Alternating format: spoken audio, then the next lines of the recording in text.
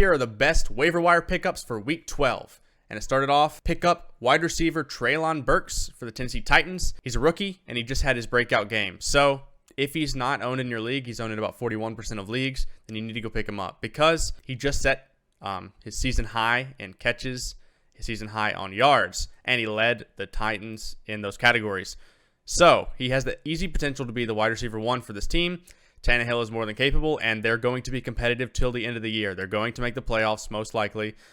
And towards the end of the season, he has a decent playoff schedule. So any kind of player like this, rookie, if they're not owned and they have this much potential, they need to be owned on every roster. So he's probably my number 1 wide receiver pickup this week for that reason. I think you can probably go ahead and line him up. He is only seeing about half the snaps, so he might be a little bit of a risky play until he's proven himself a little more. Really only been one good game. But we've seen a lot of talent over the season.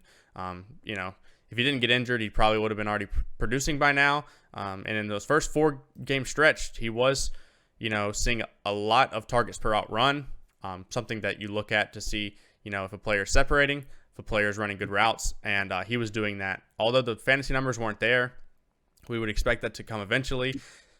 Sadly, the injury happened, so hopefully this is the breakout, and you need to be adding him right now because it might be too late if you wait a week. All right, next up we have Demarcus Robinson for the Baltimore Ravens. He's available in virtually every single league. So Lamar Jackson needs weapons. His receivers have been very injured, and even Mark Andrews has been injured. So they're looking towards Demarcus Robinson to fill that void, and he's done a pretty good job. So if you look at 3 weeks ago against Tampa Bay, which was really his first time stepping up into a full-time role, he had 8 targets. He caught 6 for 64, which is pretty good. The week after that, they played New Orleans. He had 4 targets and then unfortunately got hurt. He caught 1 for 12 in that game before exiting. And then if you look at this most recent week, he had 9 targets and caught all 9 of them for 128 yards. So he is their go-to right now. It's going to be him and Mark Andrews. So he is by far their most targeted receiver. Devin Duvernay cannot stay healthy. Rashad Bateman's obviously out for the year. And behind those, it's pretty much a bunch of no one. Their schedule is pretty good. There's maybe 1 to 2 matchups that you're not going to like the rest of the season. The rest are actually really good. You have Jacksonville, you have Pittsburgh twice, Cleveland, and Atlanta. Those are very good matchups.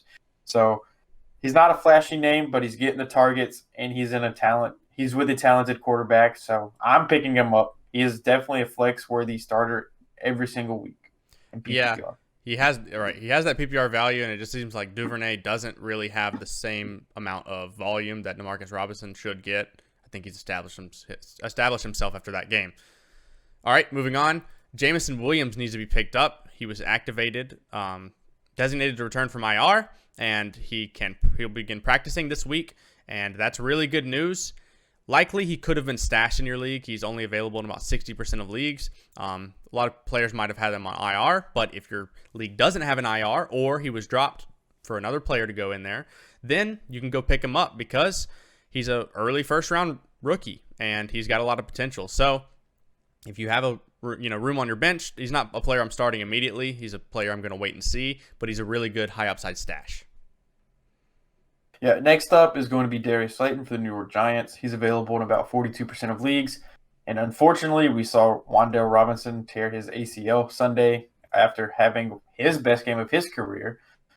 So that leaves pretty much just Darius Slayton.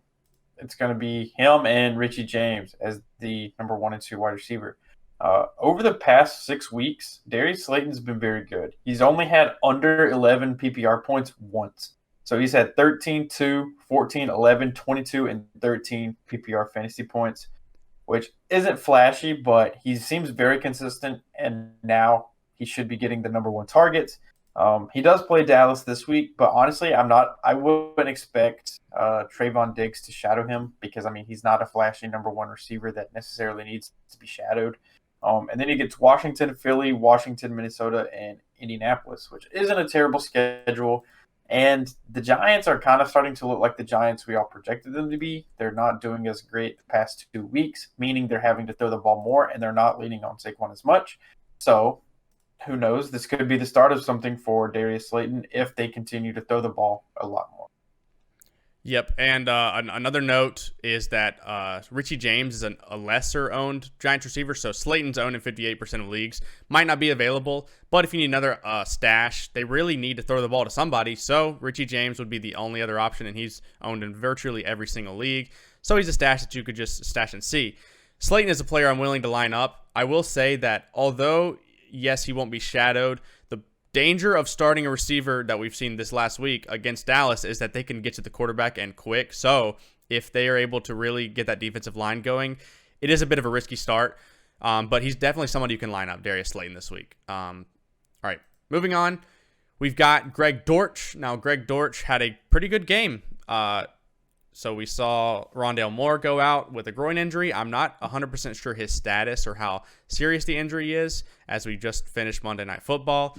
But if he were to miss time, then Greg Dortch would be a pretty good flex option. He had 9 catches for 103 yards in the game against the 49ers, and he looks like a pretty good shifty wide receiver who can make moves after the catch. So I think they're going to utilize him in that way. They went to him a lot when they just needed a player to get run after the catch, and with the injuries that they've had, they just need a player like this to go to. They just can't seem to stay healthy, and it sucks for the Cardinals. But Greg Dortch is somebody that you can look to if Rondale misses. Yeah, Greg Dortch did well in substitute of Rondale early in the year, and I expect it to be seamless again. The slot receiver for the Cardinals always does well in this offense. So if Rondale were to miss, especially this week coming up against the Chargers, I would start Greg Dortch with confidence. So next up, we have Randall Cobb, who's available in 90% of leagues.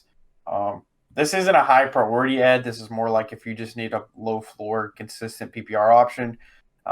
He does seem like Aaron Rodgers' favorite target. He just has a rapport with him dating back for many years. And he just loves the dude. So this past game, he caught 6 for 6 for 73 yards, which, like I said, isn't flashy. But if you just need something, a floor for PPR, you could add him. And then the last two guys we have is basically just a low-end stash just for potential. But Corey Davis and Elijah Moore are virtually on every waiver wire. You don't have to add these guys. This is more so a speculation. Their schedule is great, and there have been talks of the Jets moving on from Zach Wilson and starting either White or Joe Flacco, which both would be upgrades for their pass-catching options over Zach Wilson, in my opinion. So if you want to speculate on that and have their good schedule coming up, you can, but these are not must-adds by any stretch of the imagination. Yep, they haven't committed to a quarterback, so there could be a quarterback change, and Joe Flacco did throw to Corey Davis a lot. So, yeah, you could speculate and stash and see what happens.